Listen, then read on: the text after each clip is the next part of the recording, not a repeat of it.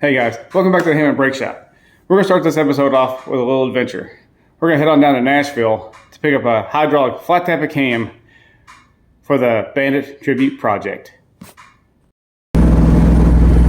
Hey guys, this is going to be a little update for the Bandit Trans Am tribute build. Some of the best parts about doing a project car is hunting down parts. I find that to be a very fun part of the project. I have selected a camshaft for the 350 Pontiac engine, and it's only a state away. So today I completed work. After work, I'm headed straight to Nashville, Tennessee, to go pick up the camshaft. This is a Crane Fireball 2. It has a 216 at 50 thousandths, 454 lift on the intake and the exhaust, and 110 degree flow separation. This could be a decent driver cam and a torque cam with an operating RPM range of 2,000 RPM to 5,000 RPM. This is where we want the engine to live. It's where it's going to spend most of its time. And keep in mind, the car is meant to be a driver. So just keep in mind, this is going to stay in front of the smokies.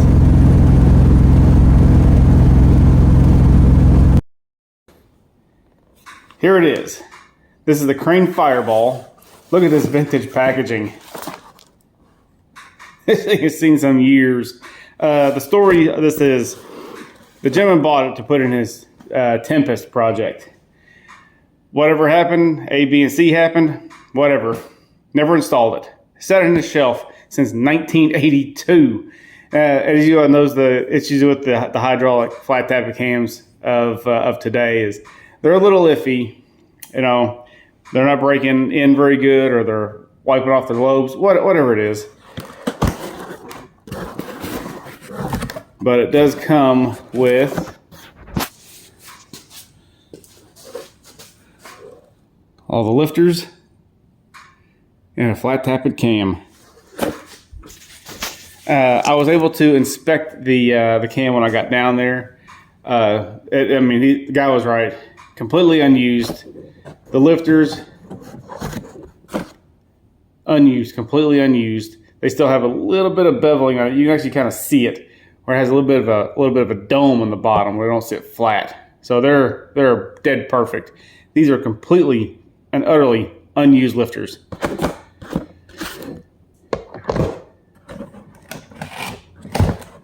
I gotta see if it's in here. It states that there's lube in this part of the packaging. He must have used it. No, the lube is not there. So it's supposed to have some assembly lube in here. That's okay.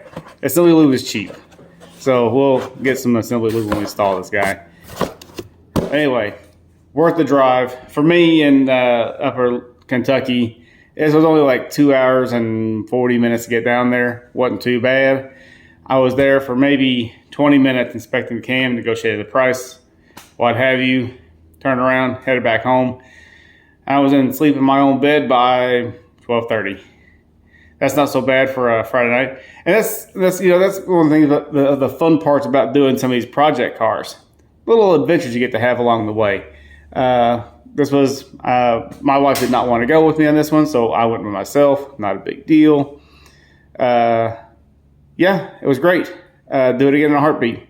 Anyway, keep up the wrenching, guys. I hope you're following along my project. Maybe you can live vicariously through me. I hope you're really enjoying the series. I'm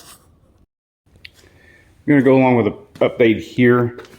I have the passenger side floorboard removed. This one came out in a slightly different way than the other one did. See, it came off in pieces.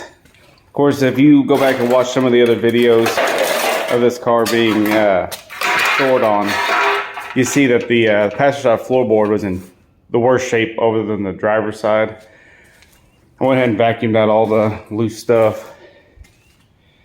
Here's the new floor pan, ready to be installed. I've already test fitted it. I dropped a couple self tappers in, hold it in place. I'm getting ready to set it in place and start burning a few welds. Further update. Had to take a little break from the floor pan welding. Pulled the transmission out. There's looks like it's a BOP TH350. This is the one that came with the car when I got it. And here we are with the floors. I'm probably 2/3 of the way finished. I'm running all my spot welds.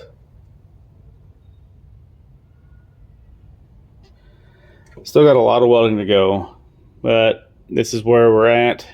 Just an update. Here we are. The floor pans are officially welded in.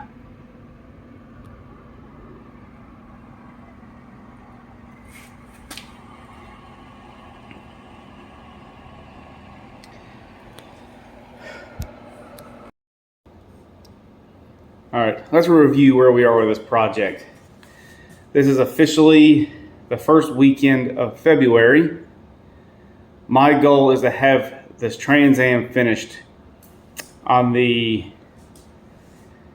last of April, to say maybe, I'm gonna give myself a little bit of leeway, say maybe the middle of May to have this car done. That's a pretty tall order. This project is going along pretty fast. I'm working on it every weekend.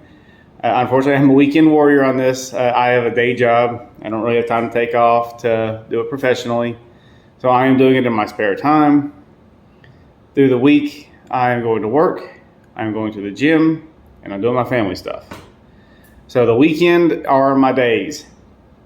So every weekend I am cranking on this project. I think I did mention on in the earlier part of this video, Friday night after work, I drove to Nashville and I bought the Crane Fireball cam for the 350 that we're putting in it. Now, as you all know, in this industry, we are having a big time problem with flat tappet cams. I don't know if they just forgot how to build a hydraulic flat tappet since the roller has been introduced, or just quality control just isn't following up with the manufacturers. I don't know. I am too scared to go buy a flat tappet cam, a brand new one, to put into a car these days. You know you're going to wipe it out. I'm on a deadline. I just don't want to take that chance.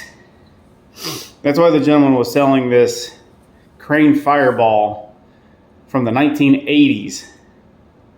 Now, Crane Fireball, it's an old pattern. It's pretty dated, but it's okay. I think the grind will be fine for what I want to use this car for. It's a 216 of 50 thousandths, 454, 454. So it's a single pattern cam, 110 degree lobe separation. All I care about is it going to provide an excellent power bump over the stock cam, and will provide really good vacuum for the brakes. That's where I'm at. I'm okay with its specs. I think that'll be fine. I think we're going to end the video here. Next weekend we're going to go a little further. The only thing I have to do with those floor pans now, I need to do it to the driver's side too, but I need to grind down and polish the welds, address the welds, grind them down with the grinder, make them flat, and then I'll put some sound in. I got the knockoff Dynamat stuff. It's called Fat Mat. You can buy it locally here at a handful of shops around here. So I'm going to go get me some. I got a half a roll of Fat Mat. And I'm going to start stuffing it in the toe boards down the floors. You know, keep some of that noise down. Maybe even reduce a few rattles here and there. Next weekend, it looks like maybe we're going to be laying the carpet back down in the car, putting the back seats back in. I am still looking for a good set of front seats. This car came with front seats. I'm looking at them. Dude, they're Camaro seats. They have the shoulder and like almost like a separate headrest. I'm looking at it right now. That is a Camaro seat. That is not a Trans Am seat. And if it is a Firebird, if it is a Pontiac seat, it's maybe for the Formula Firebird, but not for the Trans Am. I'm looking for like just the one arch. You know, you've ever seen the typical Trans Am seat? Yeah, so I think next weekend we're looking at maybe further along with the interior. I have the fender over there for the passenger side. I did mount a new blower motor on the passenger side. Of course, see where Pontiac hides the blower motor inside that passenger side fender. So I'm not sure how we were ever supposed to change that thing out without taking the fender off, but I put a new one on just for a peace of mind. Long time. We'll have to pull the fender off again to replace it, whatever, service it, whatever. I still need to hang my flare on it, and I'm still going to do a video of when I make that hole for the flare, the front spoiler, chin spoiler thing that they put on these Trans Ams. It's just a locating part. Take a marker. I'll show you next time. Anyway, guys, don't forget to like, comment, share, and subscribe. See you next time.